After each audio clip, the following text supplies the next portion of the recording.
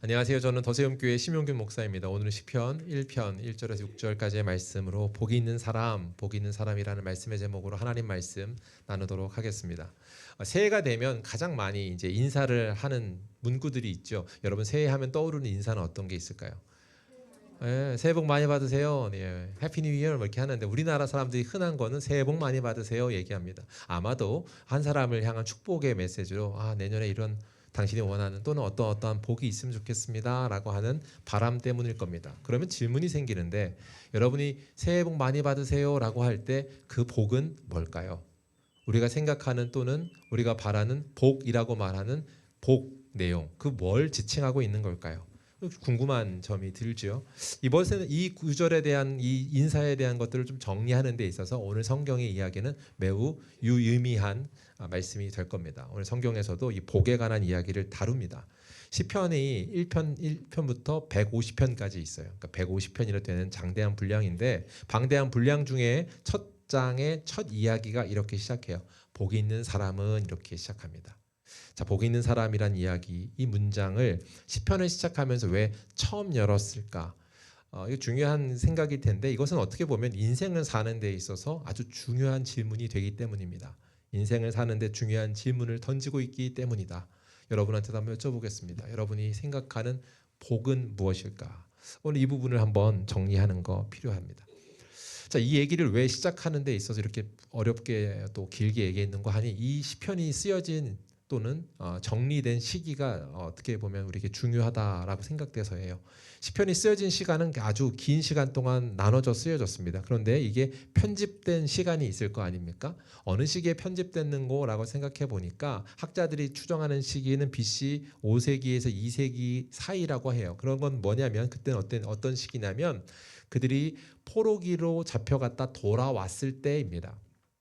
포로에서 가장 많이 좀 흔들렸던 시기가 이스라엘이 망했던 때잖아요.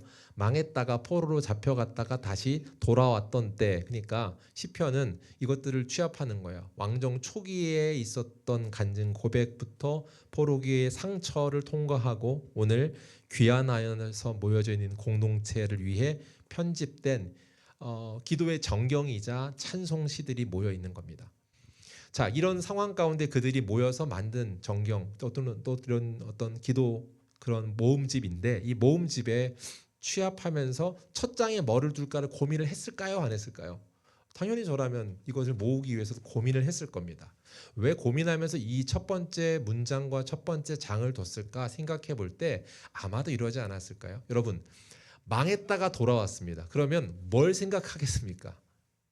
망한 경험이 있어요. 폭삭 망했습니다. 그리고 다시 돌아왔단 말이에요. 그럼 무슨 생각을 먼저 하겠어요? 예. 우리가 왜 망했을까? 또는 어떻게 하면 안 망할까? 이런 생각들을 하지 않았을까요? 다시 무너지지 않으려면 어떻게 해야 될까? 무엇을 붙잡아야 할까? 라고 하는 생각들을 하게 돼 있습니다. 그런 생각들을 하고 있다가 결론을 내리는 것.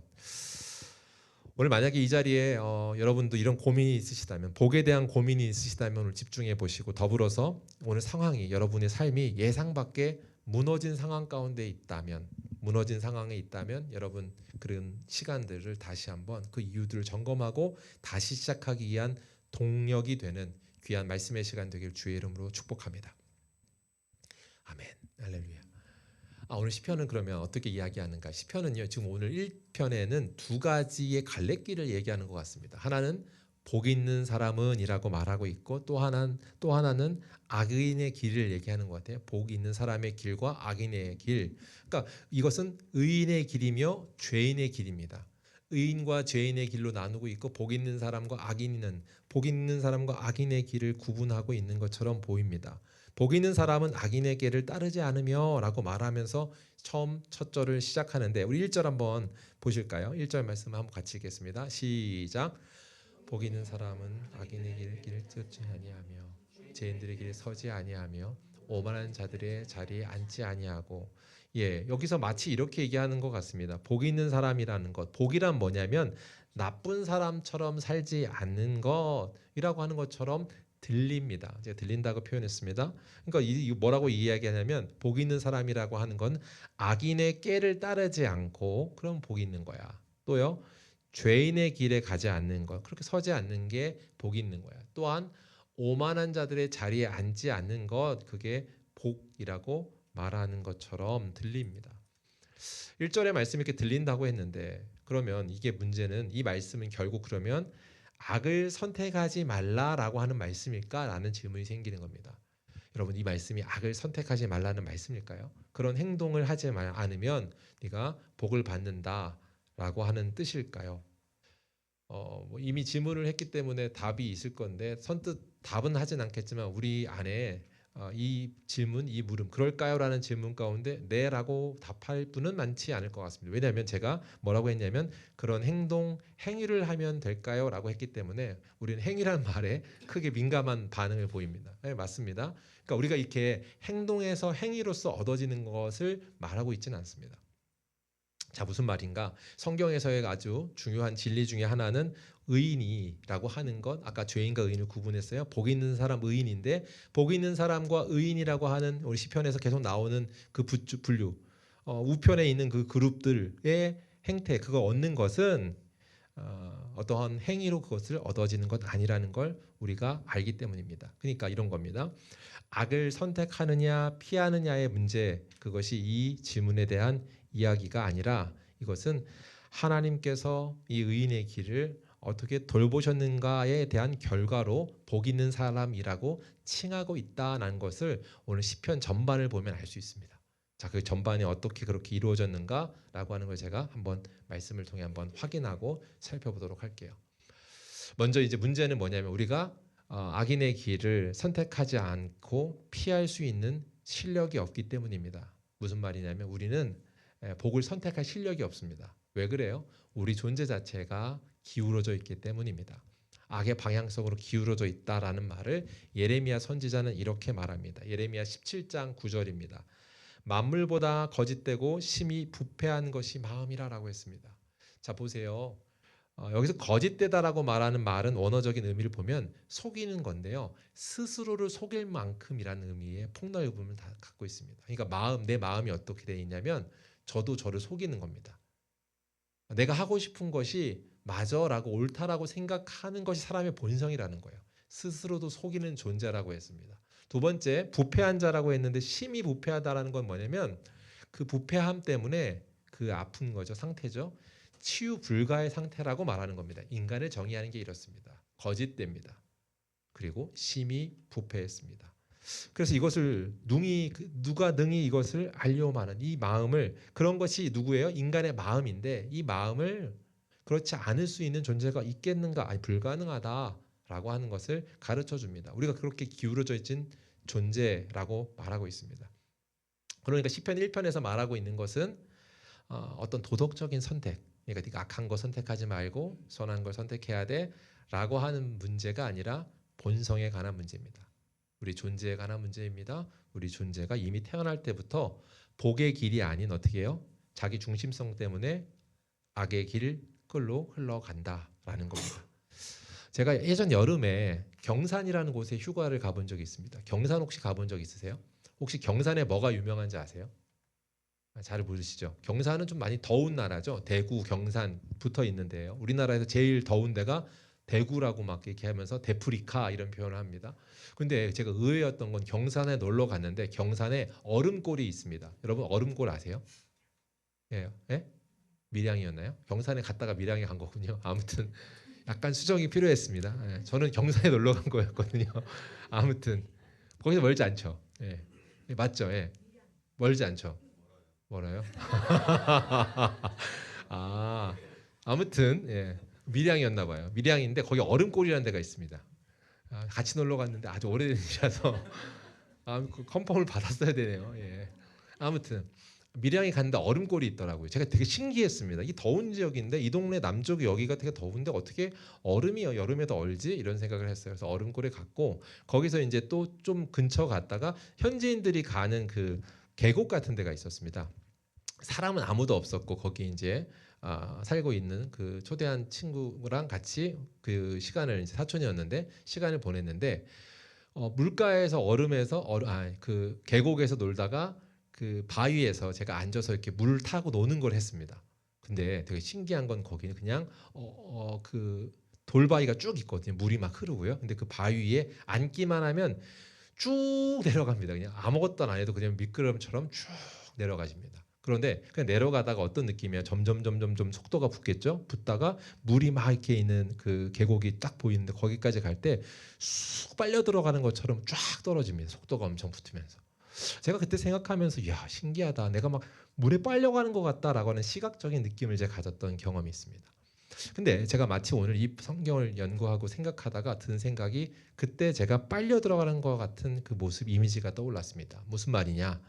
우리의 존재는요, 우리의 본성은 그냥 놔두면 쭉 빨려서 속도를 점점점 내서 가속도 가운데 그곳으로 빨려 들어가는 것처럼 향합니다. 뭘로요? 죄로 향합니다. 우리의 존재됨이 그렇습니다. 우리의 본성, 우리의 상황이 그렇습니다. 오늘 성경을 보면 악인의 깨라고 했어요. 악인의 깨가 갑자기 나타나서 우리 앞에 놓여 있기 때문에 우리가 그것을 선택한 것이 아닙니다. 악인의 깨가 있어서 우리가 선택한 게 아니라 그걸 우리 자기 중심성이 우리의 생각과 계산을 충분히 한 나의 행동, 행태, 반응의 결과일 뿐입니다. 그러니까 누군가가 이렇게 꿰었기 때문에 내가 꿰어진 것이 아니라 우리의 존재는 그런 존재였다라는 거죠. 두 번째로 죄인의 길이라고 말합니다. 이건 뭐예요? 마찬가지로 하나님 없는 결정하는 삶인데 자연히 놔두면 우리는 하나님 없는 결정을 그냥 하는 것이 본성이라고요. 그런가 하면 오만한 자리라고 했습니다. 어떻게 돼요? 내가 중심되는 자리를 오만한 자리라고 합니다. 내가 판단자로 중심에 서는 것, 우리가 이게 익숙합니다. 그러니까 악인의 꾀, 죄인의 길, 오만한 자리에 앉는 것, 이건 그냥 우리 본성입니다. 그러니까 그 일을 하지 말라고 말하는 건 우리 본성을 거스르라는 말인데 문제는 우리는 우리의 본성을 거스를 실력이 없습니다. 그럴 힘이 없습니다. 시편 1절에서 말하고 있는 것의 정의는 무엇이냐? 우리가 그런 존재에 희망하지만 그럴 힘이 없다라고 하는 겁니다. 죄에 빨려 들어가듯 그렇게 빨려가는 것. 이스라엘 백성이 이제 망했어요. 망한 것의 변곡점을 생각해 보면 그들은 하나님을 신뢰하며 하나님 뜻대로 살아야 되는데 그들이 하나님을 저버렸기 때문입니다. 아까 말한 죄인의 악인의 꾀라고 하는 것, 죄인의 길로 들어서고 오만한 자리에 앉는 것, 그것이 그들의 모습이었습니다. 이스라엘이요 하나님을 왕이라고 생각해야 되는 사람들인데 그들이 어떻게 했냐면 다른 사람들이 눈에 보이기 시작한 겁니다. 생각할 때 이런 생각해요. 그들 우리가 안 봤으면 되는데 안 보여주셨으면 됐잖아요. 하나님 그거 안 보여줬으면 악인이 깨지 않았으면 우리가 그걸 몰랐을 거고 그런 선택하지 않았을 텐데요. 이스라엘이 말할 수 있어요? 아니요. 그럴 수 없다고요. 그 본성이 그렇게 그냥 가고 있는 겁니다. 빨려 들어가는 겁니다. 그래서 그들이 보기에 강해 보이는 나라들, 그들을 따라가려고 합니다. 그래서 왕을 세워달라고 합니다. 왕을 세워달라고 요청하고 그리고 그들이 왕정시대를 시작하게 되는 것. 오늘 살아가는 방법은 이런 거야 라고 말하는 것처럼 보이고 그렇게 바라는 것, 그게 오늘 성경에서 이야기하는 것 같이 보입니다. 그런데 하나 알아야 될 것은 그들이 강해 보이고 옳아 보이는데 그것이 결국 한날의 화산과 같은 것이라고 시편 기자는 단호하게 얘기합니다.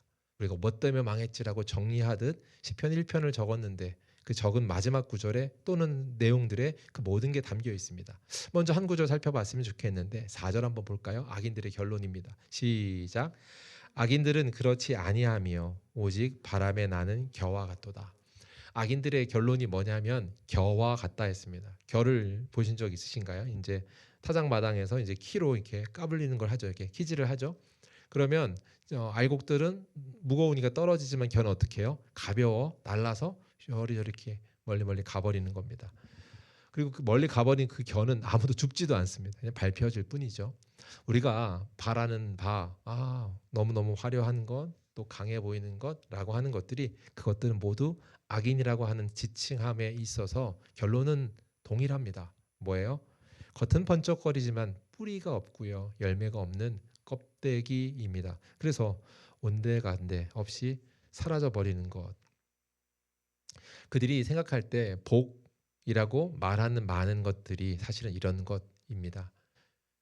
그들이 쫓고 있고 우리에게 좀 그렇게 꿰는 것처럼 보이는 것들이 결국 그렇대요.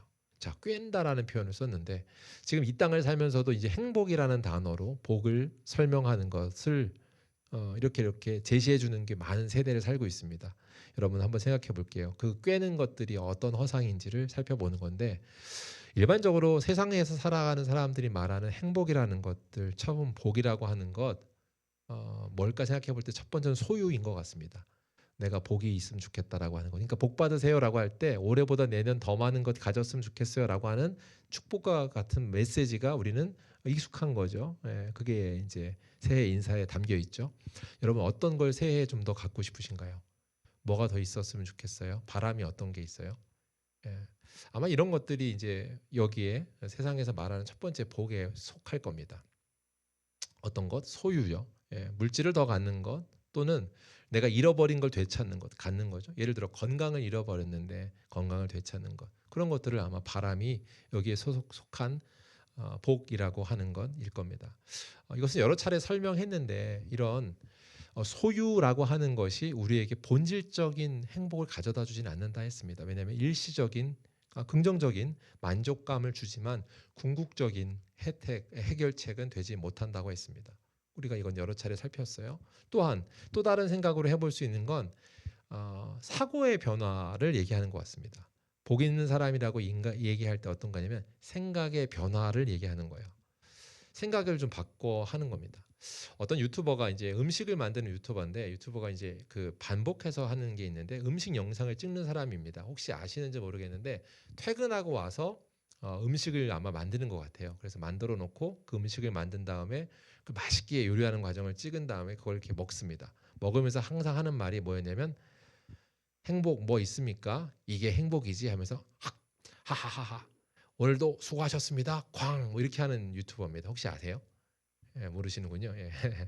아마 그분이 이제 하시는 포인트는 뭐냐면 인생 행복 뭐 있습니까? 이게 행복이지. 이렇게 말할 때 이게 행복이라고 할 때 이건 뭐냐면 아마도 이게 마음에 달린 것 아니냐라고 말하는 것 같아요. 어떤 마음이냐면 지금 가지고 있는 소소한 것을 누릴 줄 아는 것 그리고 지금 당신이 갖고 있는 것이 이러이러한 것이 긍정적인 사고 마인드로 갖는다면 당신은 행복한 사람이에요라고 하는 것을 메시지하고 있는 것 아닌가 싶습니다. 말대로 마음에 달렸다라고 하는 것.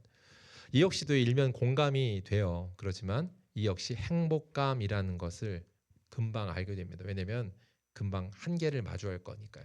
아까 말한 소유도 그렇고 뭐예요? 지금 사람이 생각하는 생각의 변화라고 하는 것, 이 모든 것들이 실제 어떻게 진짜 본질적인 행복을 주지는 않습니다. 예를 들어 볼까요? 이 유튜버가 이제 열심히 이제 했습니다.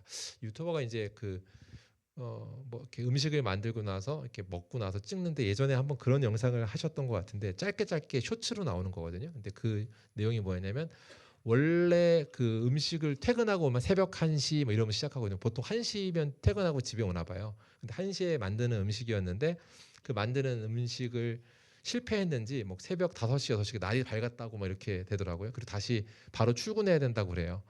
여러분 밤새 이제 이걸 만들었습니다. 이분은 지금 진짜 행복해서 이걸 했을까라고 하기보다는 이 영상을 찍어야 되니까일 거예요. 예. 근데 만약에 이분이 영상을 만들었는데 영상이 업로드 하는데 날아가 버렸습니다. 그럼 어떻게 될까요? 이 행복감이 금방 사라질 겁니다. 이게 행복입니다 말하고 있지만 사실 그는 행복하지 않을 겁니다. 또 하나 이 영상을 열심히 만들어서 올렸는데 사람들이 뭐예요? 좋아요, 구독을 하지 않으면 실제 그 사람은 말로는 그렇게 뭐 긍정적인 마인드면 행복하죠라고 하지만 금방 충족되지 않는 다른 무언가 때문에 금방 사그라들 겁니다. 그러니까 무슨 말이냐면 사람의 존재가 문제인 겁니다. 사람의 존재가 문제라는 얘기는 아까 말한 것처럼 소유, 아까 말한 또 무언가의 사고를 바꾸는 것 이런 것이 일시적인 어떤 긍정적 효과를 줄 수 있을지 모르지만 부수적인 다른 차원의 어떤 해결책이지 근본을 해결하지 않는 이상 우리는 행복감 그걸 넘어설 수 없습니다. 행복을 소유할 수 없습니다. 맞지요? 성경이 그렇게 이야기하는 것 같습니다. 오늘 말씀에서 말하고 있는 첫 번째 진리 말씀 1장 1절에서 그 말씀을 선언하고 있는 내용을 더 한번 주의 깊게 봅시다. 복이 있는 사람은이라고 했는데 이게 좀 어려운 말인데 시편 1편은 좀 이렇게 원어적인 표현들을 좀 더 잘 알아야 하는 성경 같아요. 첫 번째 이 말에서 히브리어로 복 있는이라고 말하는 건 아쉬레라는 단어를 썼더라고요. 아쉬레라는 단어는 네가 복이 있다라는 것에 대한 명령, 너 이렇게 살면 복이 있는 거야라고 하는 명령을 말하고 있지 않습니다. 이건 뭐냐면 감탄이고 그 감탄에 대한 더 강조되는 표현입니다. 뭐라고 하는 거냐면 시편의 선언은 처음부터 그래요. 형제여 자매여 당신은 복되도다. 얼마나 그러니까 당신 행복합니까? 라고 질문을 던지는 겁니다. 결론부터 말하는 거예요. 너는 행복하다. 여러분 이 시편의 편집자가 처음 이 구절을 돌아온 다음에 그 스스로 첫 장에 이걸 왜 넣었을까 저는 상고해 보는 거예요. 망했던 그들이 다시금 회복한 가운데 우리가 중심을 잡아야 되는 본질이 뭐냐라고 깨우치는 말씀 아닙니까? 여러분이 복되다라고 하는 명령합니다. 그래서 무슨 말이냐면 당신이 복되기 때문에 얼마나 기쁘십니까? 얼마나 행복하십니까? 축하합니다. 이런 의미가 더 가깝습니다. 축하의 의미입니다. 왜요? 우리 존재가 옮겨 심겨졌기 때문입니다. 보세요. 이겁니다. 우리가 바른 길 위로 복된 자리로 옮겨진 인생이기 때문에 당신은 너무 축하합니다. 복됩니다. 라고 그렇게 감탄하듯 말하는 거예요. 이게 무슨 말입니까? 우리가 이런 은혜 가운데 이런 복 있는 존재라는 걸 성경이 증언하고 있습니다. 마지막 절 6절에도 결론이 이렇게 되어 있는데 한번 보세요. 6절 말씀입니다. 시작. 무릇 의인들의 길은 여호와께서 인정하시나 악인들의 길은 망하리로다. 여기서 여호와께서 인정하신다 했습니다. 그러니까 의인들의 길은 인정하신다고 하셨어요. 여기 인정하신다는 게 무슨 말일까요? 한번 생각해 보세요. 의인들의 길을 여호와께서 인정하신다. 복된 우리 존재가 의인이라고 표현하고 있는데 우리를 여호와께서 인정하신다. 의인으로 인정하신대요. 이 말은 무슨 말이냐? 인정하신다라는 말을 히브리어로 야다라고 했더라고요. 이 야다는 우리가 많이 나눴습니다. 야다는 알다라는 뜻입니다. 그래서 기본적으로 알다라고 이해하는 단어이고 그 밖의 뜻으로 붙들다, 돌보시다라는 의미를 갖고 있습니다. 그래서 쉬운 성경은 여기서 돌보다라는 의미로 번역을 했는데 쉬운 성경 한번 보세요. 착한 사람들이 가는 길은 여호와께서 보살펴 주시지만 이렇게 했습니다. 그러니까 아까 말한 것처럼 여호와께서 인정하신다라고 하는 말을 한 것은 여호와께서 보살피신다라는 겁니다. 그러니까 하나님이 나를 먼저 알고 돌보시고 보살피신다. 그래서 내가 복 있는 사람입니다. 그건 무슨 말이냐면 우리는 복을 선택할 실력이 없습니다. 그런데 축하합니다라고 말을 합니다. 실력 없는 우리를 먼저 알고 돌보시고 보살피시는 분이 붙들어 주시는 분이 그분이 우리를 보살피시기 때문에 인정하시나 우리를 의인으로 인정해 주시기 때문에 우린 복되다는 선언을 하고 있는 겁니다. 망했던 민족이 할 수 있는 최고의 복음 안에 다시 돌아간 고백이라고 생각합니다. 그 존재 자체가 망할 수밖에 없는 존재인 그들이 다시금 묵상하는 겁니다. 우리가 이것이 은혜이구나. 우리가 말씀을 묵상하기 때문에 우리가 복받았다라고 하는 우리가 말씀을 묵상하면 복받을 거야라고 하는 어떤 행위적인 게 아니라 네가 말씀 앞에 선다는 것 자체가 은혜의 결과구나라고 깨닫게 되는 것. 이게 성경에서 우리 존재 자체가 옮겨 심겨진 존재라는 것을 말하고 있는 겁니다. 제가 옮겨 심겨진 존재라는 것 이게 성경이 지금 시편은 계속 그 얘기를 하고 있거든요. 너희 실력 없는 존재야. 근데 옮겨 심었어. 누가요? 네, 하나님께서요. 너희 존재가 다시 심겨진 거야. 보세요. 시편 3편입니다. 1편 3절입니다. 같이 읽겠습니다. 시작. 그는 시냇가에 심은 나무가 철을 따라 열매를 맺으며 그 잎사귀가 마르지 아니함 같으니 그가 하는 모든 일이 다 형통하리로다. 할렐루야. 우리가 생각하는 최고의 복은 형통함입니다. 그죠? 그 형통함의 그 원리는 뭔지 아세요? 형통함은 하나님 뜻대로 되어짐입니다. 그게 열매가 나타나는 거예요. 여러분 생각해 보세요. 형통의 가장 큰 건 가장 선하신 하나님의 뜻이 나의 삶에 그대로 이루어지는 게 형통입니다. 할렐루야. 자, 그게 어떻게 되려면 그 열매가 되기 위한 자양분을 하나님으로부터 먹는 거죠. 뭐라고 설명하는 거예요? 잎사귀가 마르지 아니함 같고 열매 맺게 하신대요. 철을 따라 맞게 알맞게. 그게 누구예요? 하나님이 하시는 것의 복입니다. 복의 결론으로 보여주는 이 내용이 굉장히 우리에게 기쁜 내용입니다. 그죠? 근데 요 구절을 설명하는 앞에 이 두 단어가 매우 중요합니다. 첫 번째 단어가 뭐예요? 시냇가에라고 되어 있습니다. 시냇가에라고 하는 말은 히브리어로 펠렉이라는 단어를 쓰고 있어요. 근데 제가 예전에 그냥 한글 성경을 읽을 때는 몰랐는데 한글 성경 읽을 때 이 장면을 어떻게 제가 이해했냐면 물이 잘 흐르고 있는데 거기에 나무가 하나 자라가지고 있는데 너는 너무 축복되다. 복된 사람은 저렇게 물가 옆에서 자라는 거야. 물가 옆에서 이렇게 자라서 좋은 나무가 되는 거야. 라고 하는 이미지를 가졌습니다. 여러분도 그러셨나요? 네, 제가 그런 이미지였는데 이 말씀에 이 팔락이라는 단어를 보면 그냥 그런 자연스러운 물가가 아니고요. 인공으로 만든 물가입니다. 인위적으로 만든 수로입니다. 무슨 말이냐면 그 나무 곁으로 물기를 내서 물이 계속 그걸로 공급되도록 하는, 끊어지지 않고 공급되도록 만들어 놓은 인공 호수, 어떤 인공 물길입니다. 그러니까 뭐 농수로 같은 것, 뭐 이런 것들이 만들잖아요. 그런 이미지가 더 가깝습니다. 자, 이게 시냇가에라고 하는 말인데 거기에 두 번째 나무라고 하는 말이 있습니다. 심은 나무라고 했습니다. 그냥 거기서 그냥 자연스럽게 씨앗이 가가지고 자라서 올라온 게 아니라 의도를 갖고 심은 나무입니다. 여러분 어디에 좋은 곳에 그것을 심겨 놓는 것, 농부가 의도를 가지고 심는 거죠.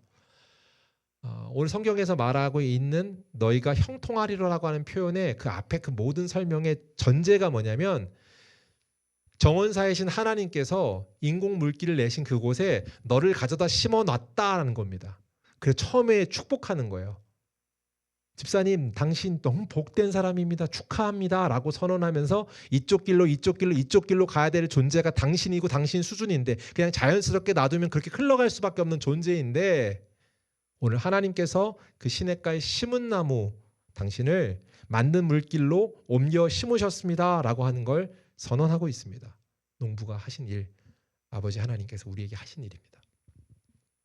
사랑하는 성도 여러분, 우리는 심긴 자입니다. 우리가 하나님이 정하셔서 우리를 옮겨 심으셨고 뿌리 내리게 하셨고 물을 공급하십니다. 그게 저와 여러분 오늘 이 자리에 있는 그 자리에 있는 심겨진 나무로서의 복이라는 거예요. 야생 나무가 아니라고 했습니다. 옮겨 심은 나무예요. 옮겨 심은 나무는 아마도 그런 겁니다. 정원에 옮겨 심잖아요. 정원수예요. 정원수를 옮겨 심으면 그냥 놔두던가요? 예, 여러분 정원에 가꾸시잖아요. 정원 이런 넓은 정원 하나씩은 다 갖고 계시잖아요. 예. 그 정원에다 나무를 갖다 옮겨 심었다고 상상해 보세요. 그럼 여러분은 그 나무를 어떻게 하겠습니까? 예, 가꾸겠죠. 예. 이건요 전제되어 있는 거예요. 옮겨 심었다는 얘기 가운데 가꾸시겠다는 말이에요. 그죠? 정원수의 특징. 어떻게 가꿉니까? 가지치기 하지요. 가지치기를 한다는 건 불필요한 나뭇가지를 자르고 필요한 개수만큼 해서 더 자라고 더 건강하게 만들어가는 거죠. 아름다운 모양을 유지하도록 하는 거죠. 우리 내면에요. 우리의 본성이라고 하는 가지들이 있습니다. 우리의 본성은 악으로 막 흘러가려는 존재입니다. 그게 우리의 본성이에요. 근데 가지치기 하는 것, 다시 말해 우리 심은 농부 하나님께서 계셔서 우리를 갖고 있는 불필요한 가지들을 잘라내는 겁니다. 잘라내서 우리 성품의 가지들을 잘라내서 하나님께서 원하는 아름다운 정원수로 그곳에서 잘 자랄 수 있도록 돌보시는 당신은 복된 사람입니다. 그래서 아까 설명한 것처럼 형통하리라라고 하는 모든 일이 형통하리라고 하는 것이 하나님이 선이신 그 뜻이 나의 삶에 나타나는 겁니다. 이전에 나는요 나의 성품은 하나님의 성품이 나타날 수 있다 없다 불가능합니다. 흉내낼 수 있을지 모르지만 그건 온전히 유지될 수 없는 수준입니다. 우리에게 실력이 없어요. 그것이 우리의 상태인데 오늘 이 말씀이 얘기해요. 그것을 만든다. 무엇을 통해요? 그 냇가에 있는 생수가 오는 것처럼 우리를 살리는 것. 이 물가의 이 생수가 아마도 이것을 온전히 살아내신 분, 그분 예수 그리스도일 겁니다. 예수 그리스도 그분이 완전한 모델로서 그것을 살아내셨습니다. 생각해 보세요. 그분은 완벽한 모습으로 완벽히 악인의 꾀에 따르지 않으셨습니다. 처음 예수 그리스도 공생애를 시작할 때 사탄이 시험하잖아요. 우리는 사탄이 와서 이렇게 시험했으니까 우리가 글로 들어간 게 아니라 우리의 존재 자체가 그냥 가는 존재라고 했습니다. 그죠? 그런데 그 시험을 온전히 이겨낸 유일한 분이 계세요. 예수님이세요. 사탄의 시험 가운데 온전히 물리치십니다. 뿐만 아니라 그 악인의 길을 따르지 않으신 걸 넘어서서 죄인의 길에 서지 않으셨습니다. 뿐만 아니라 오만한 자리에도 앉지 않습니다. 오만한 자리의 핵심이 뭐라고 했습니까? 우리가 하나님과 같이 되는 거로. 근데 예수님은요 하나님이세요.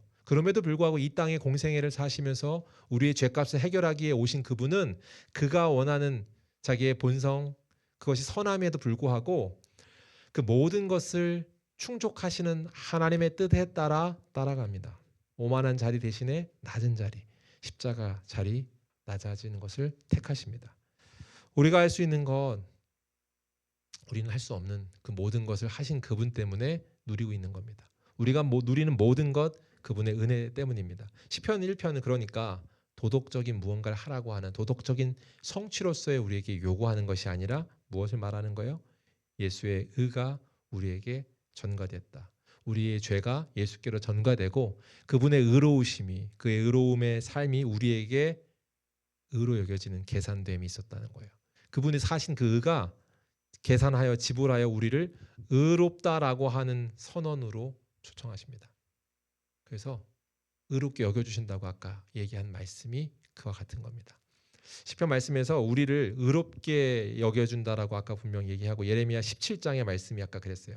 만물보다 거짓되고 심히 부패한 것이 마음이라고 아까 분명히 그랬는데 그 말씀의 앞절에 나와 있는 게 이 말씀을 아까 제가 말한 우리 존재는 부패했기 때문에 불가능해라고 하는 것을 연상하는 얘기를 선지자가 말하고 있습니다. 그리고 그 얘기를 시편의 이 구절과 연결될 수 있는데 예레미야 17장 7절과 8절입니다. 우리 한번 같이 합독하겠습니다. 시작. 그러나 무릇 여호와를 의지하며 여호와를 의뢰하는 그 사람은 복받은 것이라. 물가에 심겨진 나무가 그 뿌리를 강변에 뻗치고 더위가 올지라도 두려워하지 아니하며 그 입이 청청하며 가무는 해에도 걱정이 없고 결실이 그치지 아니함 같으니라. 아멘. 이러한 복이 있길 여러분이 주의 이름 축복합니다. 뭐라고 말하고 있습니까? 물가에 심겨진 나무가 뿌리의 강변에 뻗치는 겁니다. 그리고 더위가 올지라도 두렵지 않습니다. 우리 인생은요, 아까 말한 어떤 조건으로 소유하는 거라고 하는 건 변화 때문에 계속 두렵습니다. 언제든 사라질 수 있습니다. 갑작스러운 주식 폭락이 와서 모든 것을 빼앗아갈 수도 있고 우리가 도저히 감당할 수 없는 코로나 같은 우리가 대응할 수 없는 그런 상황 때문에 모든 생명을 걷어가는 것뿐만 아니라 상황들이 우리가 소유한 것들을 다 앗아가 버릴 수 있는 것, 우리는 계획할 수 없는 존재 상황들이 너무나도 많죠. 동일합니다. 그러나 우리가 그분께 심겨져 있을 때 마르지 않는 잎사귀 같은 청청한 나무 같은 가뭄 시간에도 더위가 막 몰려올지라도 두렵지 않다라고 말합니다. 잎사귀가 마르지 않는 이유는 그럼 뭐예요?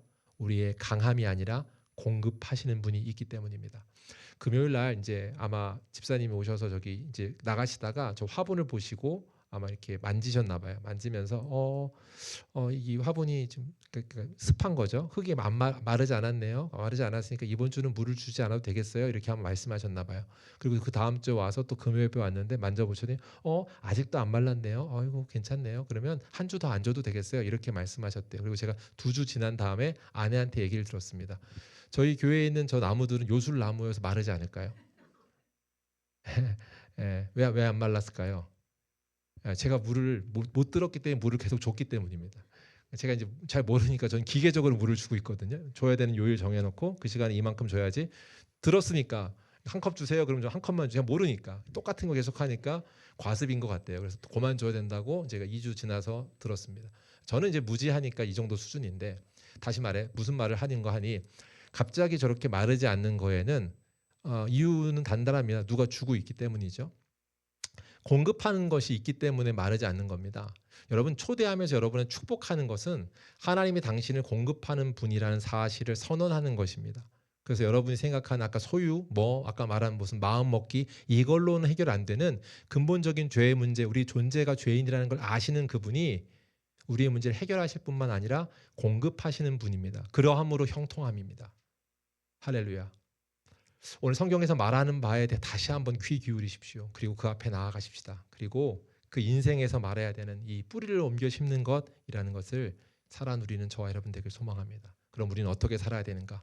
오늘 예레미야 17장 오늘 말씀에서 오늘 말해주는 이 말씀의 7절은 뭐라고 말하는 거 하니 아까 말한 것 모든 여호와를 의지하며 여호와를 의뢰하라라고 하는 겁니다. 우리가 할 수 있는 건 무엇입니까? 방금 전 말씀입니다. 그건 아직 안 나와도 되는 화면이었고요. 전 말씀이었습니다. 17장 7절에 말한 것이 여호와를 의뢰하라라고 했습니다. 무슨 말을 하는 거예요? 시냇가에 옮겨 심으셨다라고 말하면서 우리가 해야 될 건 뭐냐면 그분을 의뢰하는 것뿐입니다. 그분을 신뢰하는 겁니다. 그분이 우리를 살리고 자라며 복되게 하신다고 믿는 겁니다. 어디서 많이 들어봤습니다. 우리를 살리고 자라며 복되게 하십니다. 그분이 우리를 살리십니다. 그분이 우리를 자라게 하십니다. 그리고 그분이 우리를 복되게 하셔서 형통케 하시는 분이십니다. 오늘 성경이 증언한 바 그러면 우리는 해야 되는 게 뭐예요? 오늘 표현대로라면 그분을 의뢰하는 거, 신뢰하는 겁니다. 자, 다시 한번 들어볼게요. 이 시편이 모집되었던 이걸 편집하던 시기는 어떤 거라고 했습니까? 포로에서 돌아왔을 때라고 했습니다.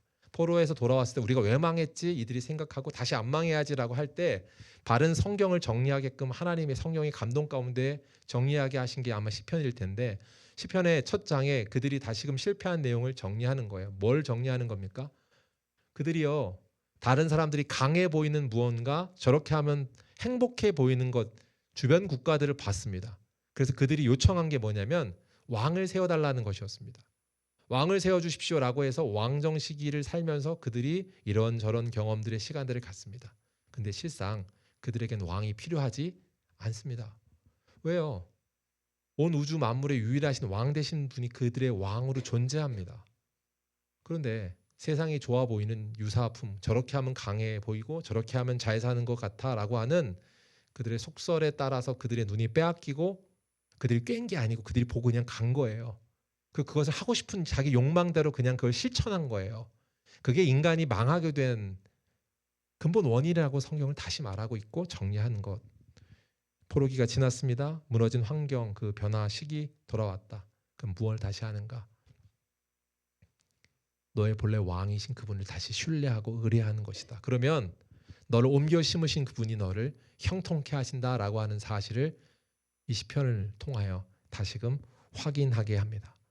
할렐루야. 오늘 말씀이 저와 여러분에게 그러한 확인되어짐과 신뢰함의 결단이 되길 주의 이름으로 축복합니다. 여러분 한 주간 큐티책을 신청하셨습니다. 2026년 그럼 우리는 어떻게 하냐면 여호와의 율법을 주야를 묵상하며 즐거워한다고 하거든요. 근데 여기서 즐거워한다는 것도 오해하는 게 아니에요. 그렇게 하라고 하는 행동이 아니라니까요. 당신이 그런 존재이기 때문에 이 말씀이 여러분한테 그 말씀을 묵상하는 게 너무 즐겁고 신나고 행복한 일이 될 거라고 하는 자체가 복이라고 선언하는 겁니다. 여러분 그런 말 들어봤죠? 말씀이 꿀송이보다 달다 막 이럴 때 하나님 은혜를 깨달은 자가 그 반응할 때 그것이 깊이 있게 느껴지는 겁니다.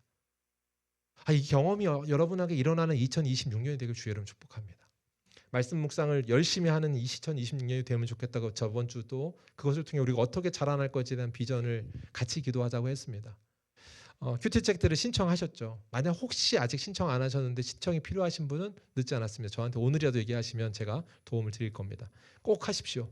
그리고 한 절이라도 내가 1년에 한 절이라도 보겠노라라고 하는 결단으로 출발하지 않으면 내가 다 못할 텐데 그런 생각하지 마시고 출발하십시오. 한 구절이라도 주야로 묵상하십시오. 그리고 시간을 가져보십시오. 이번 주간에 여러분은 어디에 물을 대고 있는가 한번 생각해 봅시다. 주중에 여러분은 많은 시간을 어디에 물대고 이제 시간을 쓰십니까? 한번 이걸 가지고 한번 나눔할 때 어떤 집사님이 저한테 넷플릭스요 이렇게 얘기하시더라고요. 넷플릭스에 많은 시간을 할애하고 그것에 대해서 나에게 쉼, 행복감을 느낀대요. 넷플릭스가 일종의 행복감을 줄 수도 있을 겁니다. 유튜브나 어떤 시간들이 행복감을 줄 수 있습니다. 그런데 마르지 않는 샘은 아니잖아요. 마르지 않는 샘을 묵상하는 그런 은혜가 있길 소망해요. 그래서 여러분 한번 이거 실천해 봅시다. 이번 주간에 이 말씀이 여러분을 주관하는 걸 경험해 보세요. 스마트폰 화면에다가 이 구절을 넣고 화장실 갈 때, 밥 먹을 때, 화장실 가도 여러분 스마트폰을 막 본단 말이에요. 그리고 유튜브를 보든 뭔가를 볼 거 아니에요. 그때 다시금 이 말씀 해도 되는데 말씀에 내가 근거해서 있는가라는 걸 계속 생각할 수 있는 장치를 마련해 보자고요. 그래서 이번 주에 이미지를 하나 제가 이제 만들어 왔는데 아까 이거 이제 보여주시면 됩니다. 따단, 네, 이게 스마트폰 배경 화면입니다. 스마트 배경 화면에 오늘 시편의 말씀을 기록한 거예요. 근데 여러분들도 한번 만들어 보시는 거예요. SC 모임에서 해보시고 인증샷을 한번 해보십시오. 이번 주간에 내가 진짜 배경화면 한 주를 한번 결정하고 해보는 거다. 그리고 잠들기 전에 딱 3분 이렇게 기도해 보십시오. 오늘 주님, 제가 제 마음에 따라간 꾀가 있다면 용서하시고 주님 말씀의 시냇가로 제가 뿌리 내리도록 옮겨 주시옵소서. 실장 옮기신 분이 당신입니다. 옮겨 놓으신 분의 그 풍요로움을 누리게 하여 주시옵소서 하는 겁니다. 할렐루야. 우리 이번 주가 이거 약속할 수 있을까요? 여러분이 갖고 있는 오늘 토다노트 쓰실 때 결단에 이것도 하나 쓰는 거예요. 오늘은 이번 주간은 말씀 한 구절을 주야로 묵상하는 것 같겠다. 여러분이 원하시는 말씀 한 구절을 묵상하는 거예요. 2026년 비전의 말씀이어도 됩니다. 제가 시편의 말씀으로 갖고 왔습니다. 시편의 말씀으로 하셔도 됩니다. 제가 이 배경화면은 카톡에 올려드릴 거예요. 여러분이 생각한 그 어떤 비전의 말씀을 화면에 띄우셔서 이번 한 주간을 계속 그것을 점검하며 잠자기 전에 그걸 가지고 기도하는 겁니다. 이해가 되셨나요? 그래서 SC 그룹에서 꼭 한번 해보시죠. 전체 톡에 하면 너무 많이 올라올까 봐 불편하실까 봐 SC 그룹이라고 했는데 리더들이 꼭 인증샷 한번 보시고 같이 나눠주십시오. 일수 안에서 공급하시는 것, 그렇게 하는 것, 그런 은혜가 있을 줄 믿습니다. 할렐루야. 옆에 있는 분 이렇게 보시고 약속 손가락 한번 걸어볼까요? 자, 옆에 있는 손 잡고 이번 한 주간 말씀 한 구절을 묵상합시다. 말씀이 시내에 공급하는 그 은혜가 누려지고 말씀에 뿌리 내릴 때 우리의 삶에 겨가 되는 인생이 아니라 나무가 뿌리 내린 인생 되는 줄 믿습니다. 가뭄에도 마르지 않고 폭풍에도 흔들리지 않습니다. 철 따라 열매를 맺는 삶이 되는 줄 믿고 오늘 성경이 말하는 형통하리라라고 하는 인생이 된다고 성경이 말합니다. 우리는 그걸 믿습니다.